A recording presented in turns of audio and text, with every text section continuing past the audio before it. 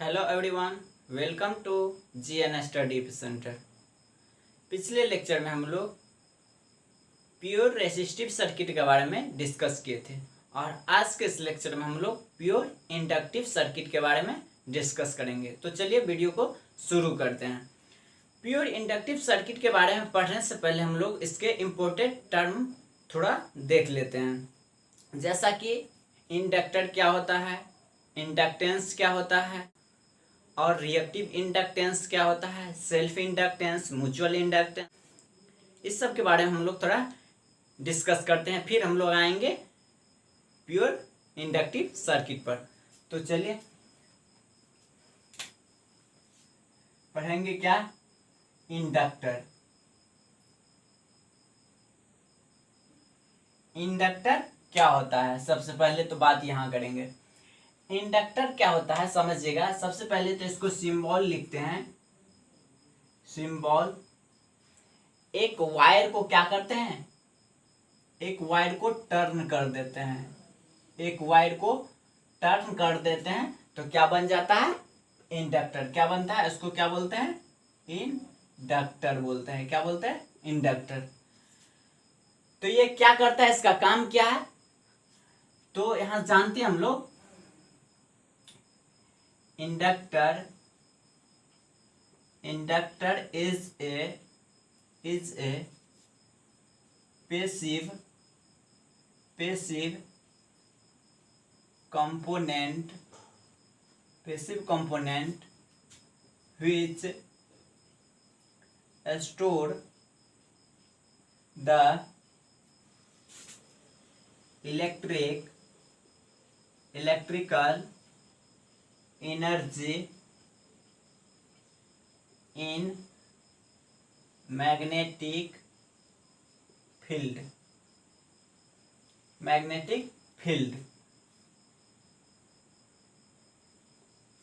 देखिए क्या है, inductor is a passive component. अब यहां पर समझने की बात आती है कि पैसिव कंपोनेंट क्या होता है। तो समझिएगा, एक होता है एक्टिव कंपोनेंट, एक होता है पैसिव। तो एक्टिव क्या होता है, एक्टिव डिवाइस या एक्टिव कंपोनेंट उसको बोलते हैं जो एनर्जी को डिलीवर करता है। क्या करता है, जो एनर्जी को डिलीवर करता है उसको बोलते हैं एक्टिव एलिमेंट। जैसे क्या है, वोल्टेज, ठीक, उसको क्या बोलेंगे, एक्टिव एलिमेंट। और पैसिव एलिमेंट क्या होता है, जो एनर्जी को कंज्यूम करे। क्या करे, जो एनर्जी को कंज्यूम करे। तो रेसिस्टर, कैपेसिटर और ये क्या है, इंडक्टर, ये तीनों क्या है, पैसिव कंपोनेंट है। समझ गए पैसिव कंपोनेंट क्या होता है।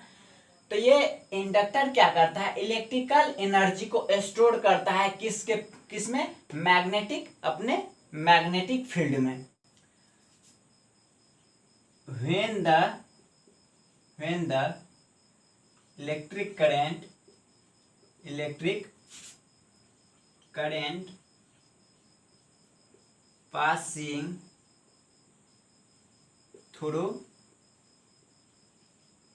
it, जब इसमें करंट को फ्लो करवाया जाता है तो इसमें क्या होता है, इलेक्ट्रिकल एनर्जी को ये स्टोर करता है किसके फॉर्म में, मैग्नेटिक फील्ड में। अपने मैग्नेटिक फील्ड में क्या करता है, इलेक्ट्रिकल एनर्जी को क्या करता है, स्टोर करता है। तो उसको क्या बोलते हैं, इंडक्टर बोलते हैं। और इसको ये है, इसका इंडक्टेंस होता है, ये एल क्या है, इंडक्टेंस। क्या है, इंडक्टेंस। अब बात करते हैं कि इंडक्टेंस क्या होता है। इंडक्टेंस,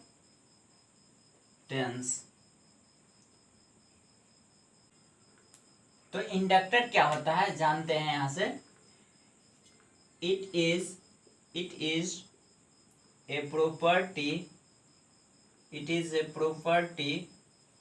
ऑफ इंडक्टर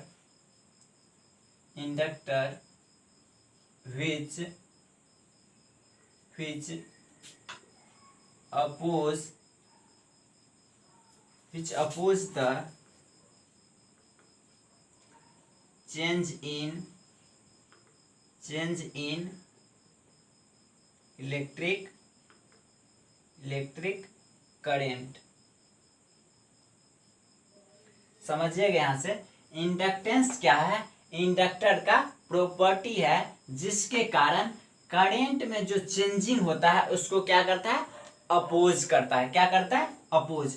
यहां से ध्यान दीजिएगा, देखिए क्या है, इलेक्ट्रिक करंट के जो चेंज होता है उसको अपोज करता है तो उसको बोलते हैं इंडक्टेंस। और रेसिस्टेंस किसको बोलते हैं, जो करंट को अपोज करता है उसको बोलते हैं रेसिस्टेंस। और जो करंट में जो चेंज होता है उसको अपोज करता है तो उसको बोलते हैं क्या, इंडक्टेंस बोलते हैं। क्या बोलते हैं, inductance. It is denoted by capital L से डिनोट करते हैं। ठीक है, यहां से एक फॉर्मूला आता है, L equals N five by I. क्या होता है, N five by I. Inductance equals होता है N फाइव बाई आई, जहां पर क्या है, वेयर N क्या है, number of turn in coil, और फाई क्या है, फ्लक्स पासिंग इन कॉइल, और आई क्या है, current flow in coil. So write down.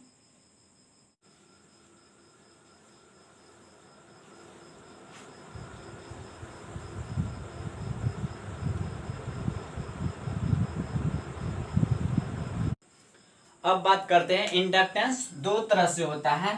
पहला होता है सेल्फ इंडक्टेंस, पहला होता है सेल्फ इंडक्टेंस, और दूसरा होता है म्यूचुअल इंडक्टेंस। तो सेल्फ इंडक्टेंस के बारे में बात करेंगे। सेल्फ इंडक्टेंस क्या होता है समझिएगा, किसी कुंडली में मान लीजिए एक क्या है, एक कॉइल है, किसी कुंडली में अगर हम अल्टरनेटिंग करंट फ्लो करवाते हैं, कौन सा करंट, अल्टरनेटिंग करंट फ्लो करवाते हैं, तो इसमें क्या होता है, अल्टरनेटिंग मैग्नेटिक फील्ड क्या होता है, क्रिएट हो जाता है। क्या होता है, अल्टरनेटिंग मैग्नेटिक फील्ड क्या होता है, इसमें क्रिएट हो जाता है। ठीक, जिसके कारण क्या होता है, इसमें इस कॉइल में क्या होता है, ईएमएफ इसमें इंड्यूस हो जाता है। क्या हो जाता है, फैराडे लॉ के अनुसार क्या होता है, ईएमएफ इंड्यूस हो जाता है।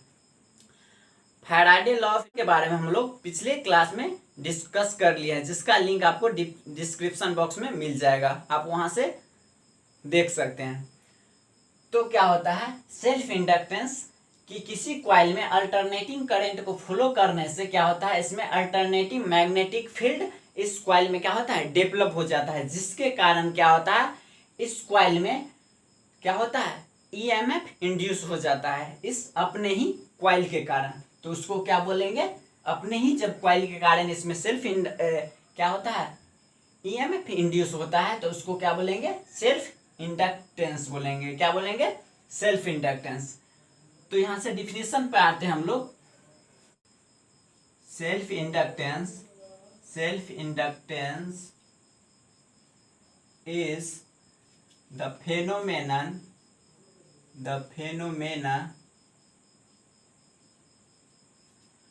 which in a coil a change in electric current produces an induced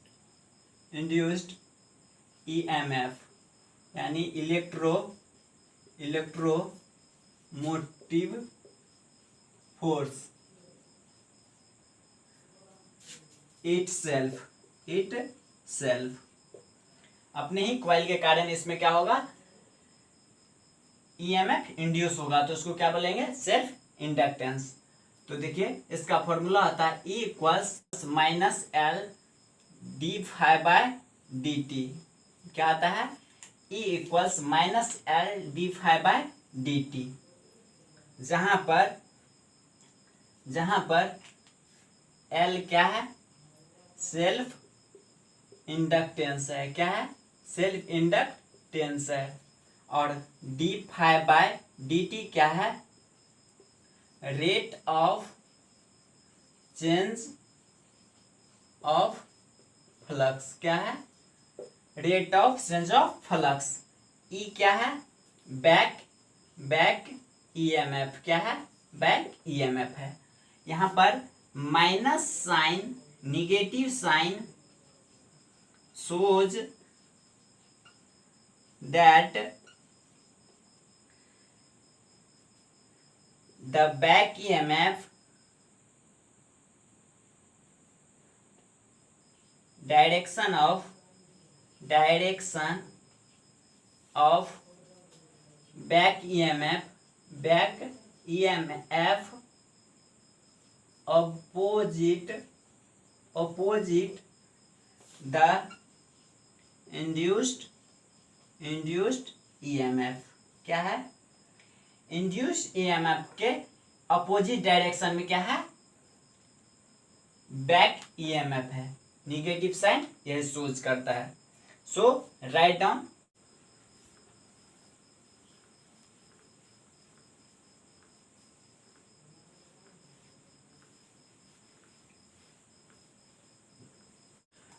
अब दूसरा है mutual inductance.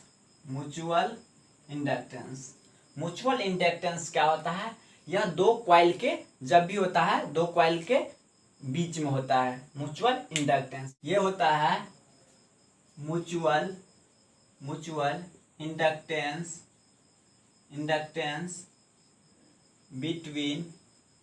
Between two coil is defined as the property of the coil due to which it oppose the change of current in the other coil। क्या कहता है, mutual inductance between two coil is defined as the property of the coil due to which it is oppose the change of current in other coil. यानी जब भी होगा क्या होगा, दो कॉइल के बीच में म्यूचुअल इंडक्टेंस होगा, क्या होगा, दो कॉइल के बीच में म्यूचुअल इंडक्टेंस होगा। तो इसको डिनोट करते हैं, it is denoted by capital M से डिनोट करते हैं, और म्यूचुअल इंडक्टेंस इक्वल्स होता है M equals root under L1 into L2। क्या होता है, mutual inductance equals root under L1 into L2, जहां पर L1 क्या है, L1 है self inductance in one coil. L2 है self inductance in second coil. यह मान लीजिए फर्स्ट कॉइल है, यह है सेकेंड कॉइल। तो सब दोनों का अपना अपना इंडक्टेंस होगा, तो उसका म्यूचुअल इंडक्टेंस क्या होता है, root under L1 into L2। समझ गए।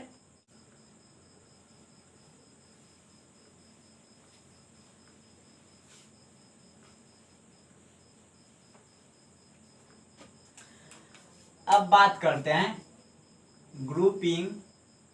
Grouping of inductors. यानी पहला होता है क्या, सीरीज ग्रुपिंग। क्या, सीरीज ग्रुपिंग। और दूसरा होता है क्या, पैरेलल ग्रुपिंग, पैरेलल ग्रुपिंग। देखिए क्या होता है, पहला series grouping. Series grouping means क्या कि बहुत सारे इंडक्टर क्या होंगे, एक सीरीज में जुड़े हुए होंगे। सीरीज मीन्स क्या होगा, सीरीज मीन्स मान लीजिए एक इंडक्टर ये है, दूसरा इंडक्टर ये है, तीसरा इंडक्टर ये है, इसी तरह से क्या है, बहुत सारा इंडक्टर क्या है, जुड़ा हुआ है। मान लीजिए L1 है, ये L2 है, ये L3 है, इसी तरह से और होगा। जब इस तरह से कनेक्शन कर देंगे तो क्या होगा, सीरीज में हो जाएगा। क्या, इसको क्या बोलेंगे, सीरीज ग्रुपिंग बोलेंगे। तो यहाँ पर टोटल इंडक्टेंस इक्वल्स टू क्या हो जाएगा, टोटल इंडक्टेंस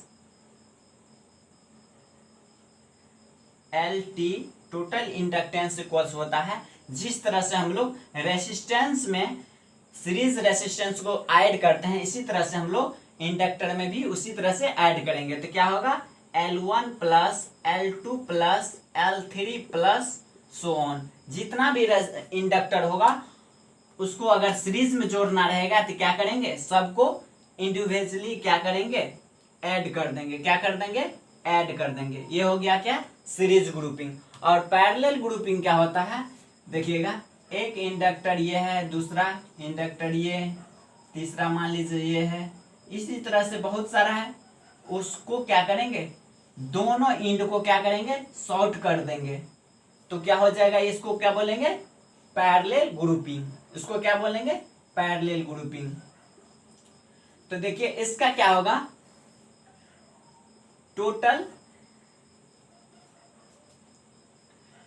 तो इसका टोटल इंडक्टेंस क्या होगा, जिस तरह से हम लोग पैरेलल रेसिस्टेंस में जिस तरह से कैलकुलेशन किए हैं उसी तरह से क्या होगा, पैरेलल इंडक्टर के केस में भी होगा।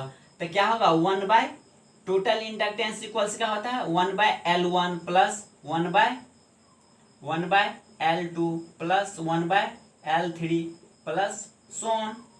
यानी जितना भी इंडक्टर होगा सबको क्या करेंगे, सबको क्या करेंगे, 1 के बट्टा में लिख करके इसको क्या करेंगे, ऐड करेंगे। तो यहां से क्या निकल जाएगा, टोटल इंडक्टेंस निकलेगा। क्या निकलेगा, टोटल इंडक्टेंस। तो ये थे क्या, सीरीज ग्रुपिंग और पैरेलल ग्रुपिंग कैसे किया जाता है इंडक्टर को, तो समझ गए। अब अगला पॉइंट है इंडक्टिव रिएक्टेंस। क्या है, inductive reactance. Inductive reactance, inductive reactance क्या होता है समझिएगा, कि किसी सर्किट में एक क्या है, मान लीजिए इंडक्टर लगा हुआ है जिसका क्या है, इंडक्टेंस L है। इसमें अगर हम लोग इसमें मान लीजिए वोल्टेज सोर्स अप्लाई करेंगे AC, ठीक, तो क्या होगा, जिसके कारण इंडक्टेंस क्या होता है, जिसके कारण इसमें अगर करंट फ्लो होगा, इसमें करंट मान लीजिए अगर I फ्लो होता है, तो यहां से देखिएगा इसमें अगर करंट I फ्लो होता है तो इंडक्टेंस क्या करता है, ये करंट के फ्लो को के चेंज होने का क्या करता है, ये अपोज करता है। तो जिस प्रॉपर्टी के कारण ये अपोज करता है उसी को क्या बोलते हैं, इंडक्टिव रिएक्टेंस बोलते हैं। क्या बोलते हैं, इसको डिनोट करते हैं XL से। क्या चीज से, XL से। तो इसका डिफिनेशन लिखेंगे हम लोग, the resistance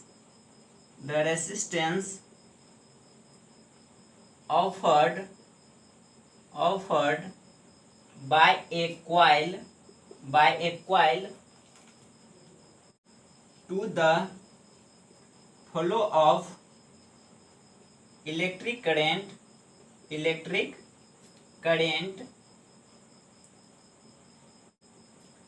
is called its inductive reactance. इसको क्या बोलते हैं, इंडक्टिव रिएक्टेंस बोलते हैं। It is denoted it is denoted bye XL। क्या चीज से डिनोट करते हैं? XL से डिनोट करते हैं। यहाँ से XL इक्वल्स होता है, XL इक्वल्स 2πfl। क्या होता है? XL इक्वल्स होता है 2πfl, जहां पर F क्या है? फ्रीक्वेंसी है। क्या है? जहां पर F क्या है? फ्रीक्वेंसी है, फ्रीक्वेंसी है। और L क्या है? इंडक्टेंस है। क्या है? इंडक्टेंस है। समझ गए? तो यहां से अगर हमको करेंट फाइंड आउट करना रहेगा तो क्या लिखेंगे?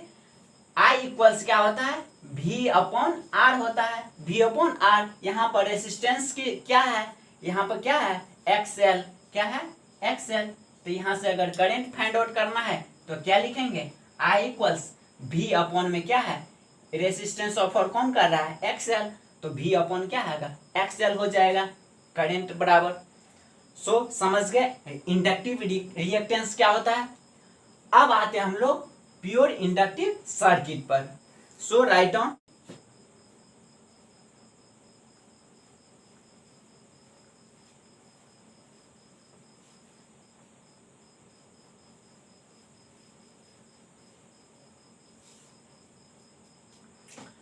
अब हम लोग यहां पर जानेंगे, अब हम लोग यहां पर बात करेंगे प्योर इंडक्टिव सर्किट। तो देखिए प्योर इंडक्टिव सर्किट कहने का मतलब हुआ कि वैसा सर्किट जिसमें क्या हो? सिर्फ और सिर्फ क्या हो? इंडक्टर ही लगा हो। क्या हो? इंडक्टर ही लगा हो, उसको बोलेंगे प्योर इंडक्टिव सर्किट। ना उसमें क्या हो? रेसिस्टेंस हो, ना उसमें कैपेसिटेंस हो, सिर्फ क्या हो? इंडक्टेंस लगा हो। तो देखिए क्या होगा, एक सर्किट में हम लोग क्या सिर्फ लगाते हैं? इंडक्टर लगा दिए और उसको हम एक वोल्टेज अल्टरनेटिंग वोल्टेज से कनेक्ट कर दिए। तो यहाँ पे क्या लिखेंगे? V बराबर क्या लिखेंगे? V max sine omega T, यही लिखेंगे। और इसका इंडक्टेंस L है। तो यह क्या है? प्योर इंडक्टिव सर्किट बन गया। तो इसमें क्या होगा? Voltage across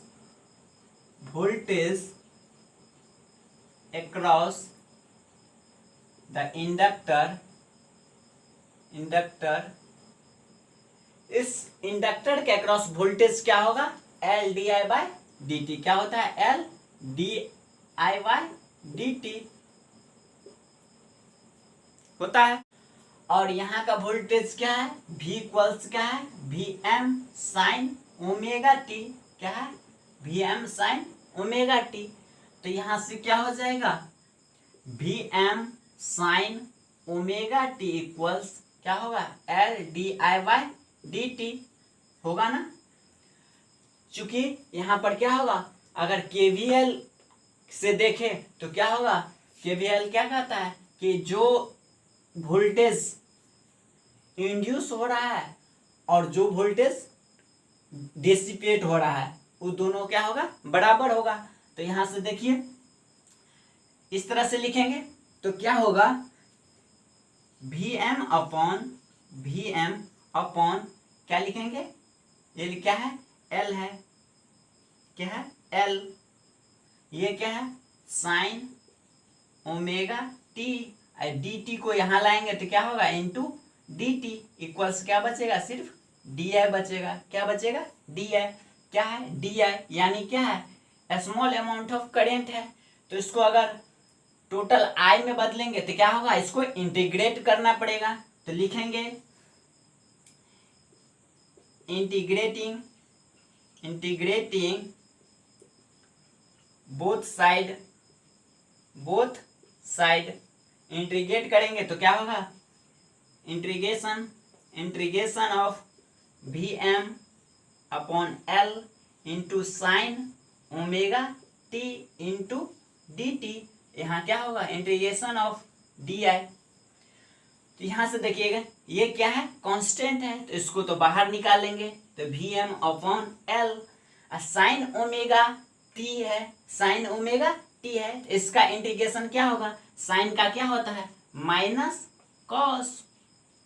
cos omega T upon में क्या हो जाएगा? ओमेगा होगा।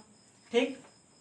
और यहां से क्या होगा? ये आई हो जाएगा, होगा ना। तो यहां से देखिएगा क्या है, यहाँ कॉस ओमेगा टी, यहां देखिएगा कॉस थीटा को क्या लिखते हैं, साइन 90 माइनस थीटा लिखते हैं। क्या लिखते हैं, कॉस थीटा को लिखते हैं साइन 90 माइनस थीटा। तो यहां से देखिए तो वी एम अपॉन एल है, ओमेगा को यहां मल्टीप्लाई करेंगे तो क्या होगा, ओमेगा एल, क्या होगा, ओमेगा एल। और क्या है, माइनस कॉस ओमेगा टी है, ओमेगा टी, तो माइनस कॉस को क्या लिखेंगे, साइन 90 माइनस थीटा, यानी साइन 90 माइनस ओमेगा टी लिखेंगे ना। तो क्या लिखेंगे, साइन 90 कितना होगा, पाई बाय 2 होता है।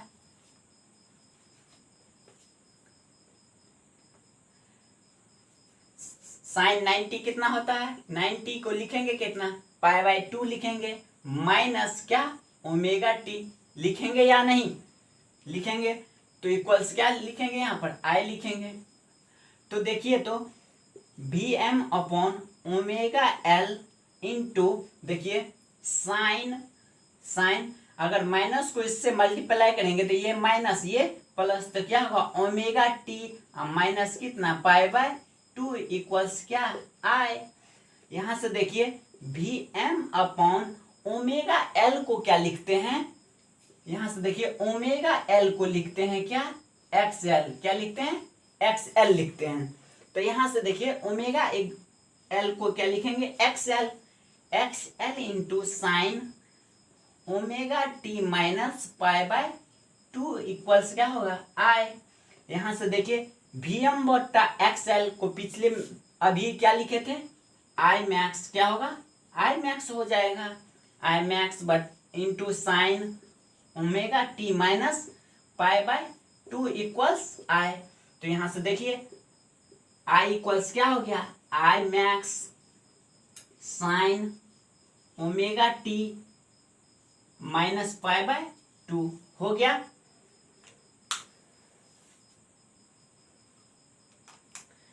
तो यहां से करंट का वैल्यू कितना निकल गया, देखिए, यानी इस सर्किट में जो करंट का फ्लो होगा इसका वैल्यू कितना है, I max sine omega T minus pi by 2 है।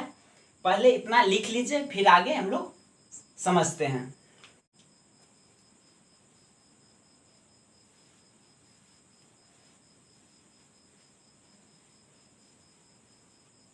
तो देखिए तो यहां पर करंट का वैल्यू निकल गया और वोल्टेज का वैल्यू दिया हुआ है क्या, V max sine omega T, क्या है, V max sine omega T.